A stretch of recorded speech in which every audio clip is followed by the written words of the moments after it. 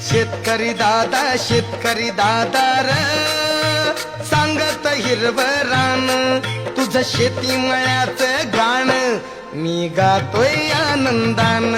तुझं शेती मळ्याचं गाण मी गातोय आनंदान